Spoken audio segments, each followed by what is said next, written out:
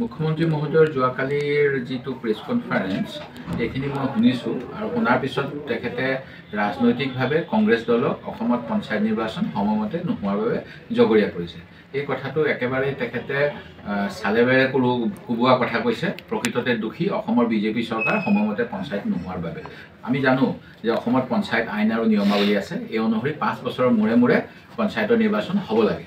ঘটনাটো হ'ল যে ডিচেম্বৰ মাহৰ 2023 চনতে পঞ্চায়তৰ অসমত থকা কাৰ্যকাল শেষ হ'ল আৰু এই আইনতে লিখা আছে যে চৰকাৰে 6 মাহ আগৰ পৰা পঞ্চায়ত নিৰ্বাচনৰ বাবে প্ৰস্তুতি কৰিব লাগে আৰু তাৰ বাবে ৰাজ্যিক নিৰ্বাচনী আয়োগক দায়িত্ব দিয়া হৈছে।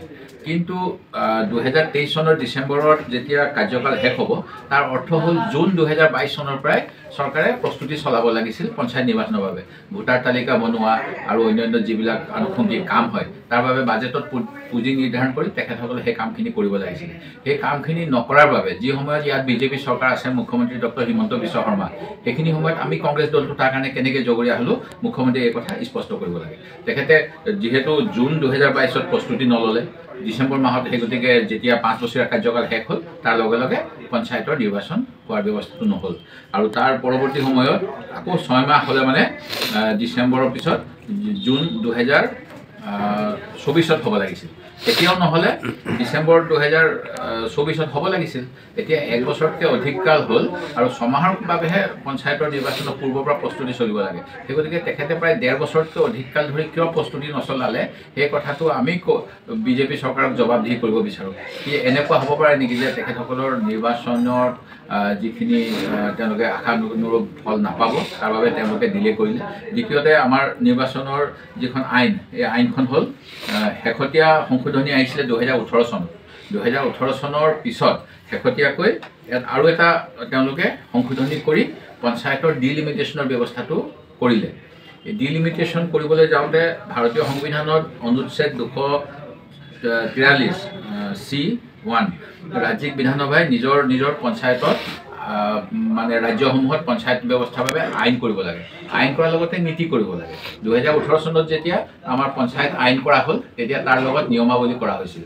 এইবাৰ যেতিয়া তেওঁলোকে নতুনকৈ সংশোধন কৰিলে পঞ্চায়ত ডিলিমিটেশ্যন কৰিব বুলি, তেতিয়া তেওঁলোকে কোনো নিয়মাৱলী নবনালে আৰু নিয়মাৱলী নবনালে মানে এয়া সংবিধান বিৰোধী হয় আৰু অকল SOP ভিত্তিত হ'ব নোৱাৰে আৰু SOPখনো তেওঁলোকে সকলোকে প্ৰচাৰ কৰা নাছিল। সেই গতিকে বিভিন্ন ধৰণৰ সাংবিধানিক যিবিলাক ব্যৱস্থা, এই ব্যৱস্থাখিনি চৰকাৰে ভংগ কৰাৰ বাবে উচ্চ ন্যায়ালয়ে যোৱাকালি ৰায়দান নিৰ্বাচনৰ পক্ষত দিব পৰা নাই বুলি মই আইনবিদসকলৰ পৰা জানিব পাৰিছোঁ। আৰু দ্বিতীয়তে যিটো তেখেতে অভিযোগ দিছে, ডাক্তৰ চিকিৎসক, আইনবিদ, তেখেতসকল হ'ল কিছুমান প্ৰফেশ্যনেল।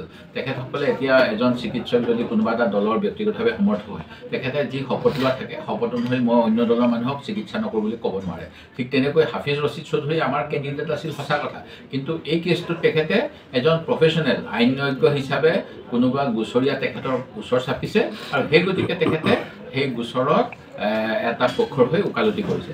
কংগ্ৰেছ দলৰ হৈ তেখেতে কৰা নাই।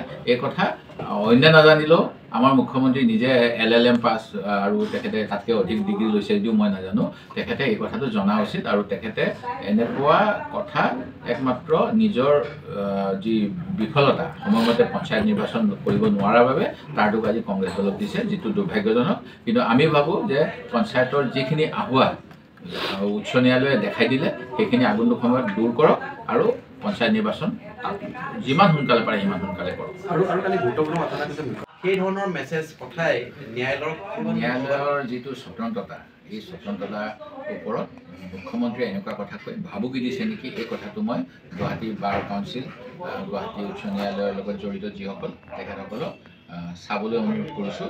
কাৰণ এনেকুৱা ধৰণৰ কথা কেনেকৈ ক'ব পাৰে যে যি সময়ত এটা গোচৰত বহুদিন ধৰি চলি আছে, অকল এটা গোচৰ নহয়, কেইবাটাও গোচৰৰ যিটো মানে 10-12টা গোচৰ হৈছে।